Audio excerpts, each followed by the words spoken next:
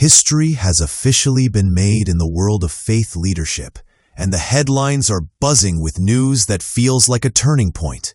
For the very first time, the Church of England and the global Anglican Communion, representing more than 85 million believers worldwide, will be led by a woman.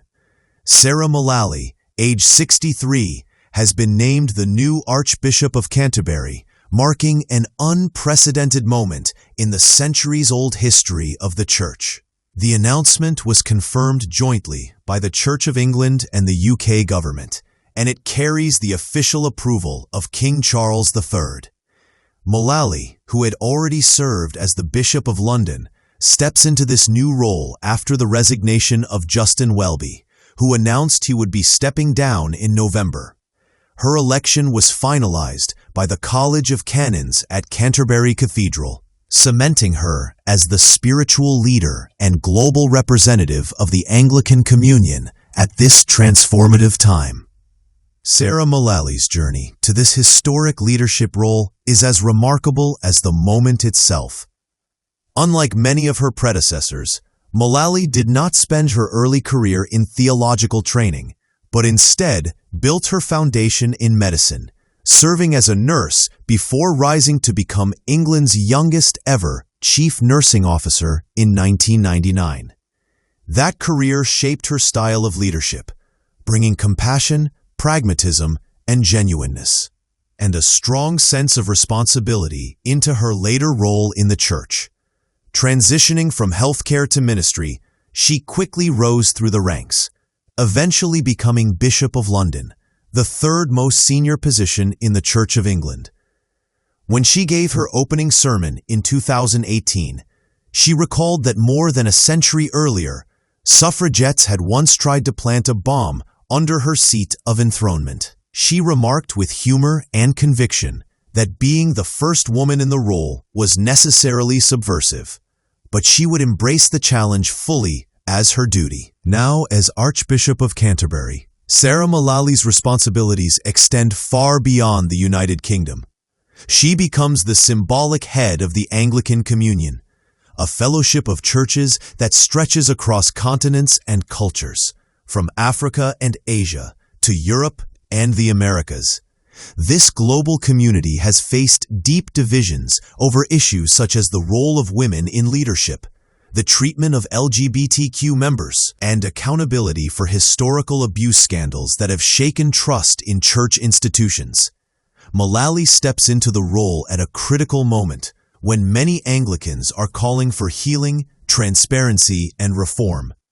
Her unique background, blending both compassion from her nursing career and resilience as a church leader, positions her to address these sensitive challenges.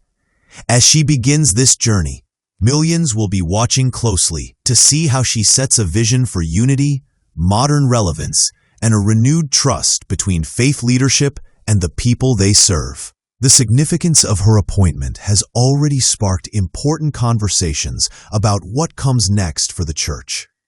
Supporters say Mullally's leadership represents progress toward modernizing the Church of England and making it more inclusive in today's world. Skeptics, however, note that deep theological divisions remain within the Anglican Communion, particularly in conservative regions, and that her ability to bridge those divides will be severely tested. Still, her reputation as a thoughtful and collaborative leader gives hope to those who believe dialogue and empathy are the keys to reconciliation. Mullally has consistently emphasized faith as action, not simply words, and she has prioritized listening to diverse voices. These qualities may serve her well as she confronts criticism that the Church has sometimes appeared rigid, detached, or slow to address urgent concerns. For many, her rise is not only symbolic, but also deeply practical, signaling a potential shift toward more. As Sarah Mullally officially begins her tenure as Archbishop of Canterbury, she steps into a spotlight that is as challenging as it is inspiring. She will need to guide the Anglican Communion through complex debates while also strengthening its role in the modern world. Beyond policies and institutional reforms, Her appointment carries the weight of symbolism. It is proof that leadership at the highest levels of faith can evolve.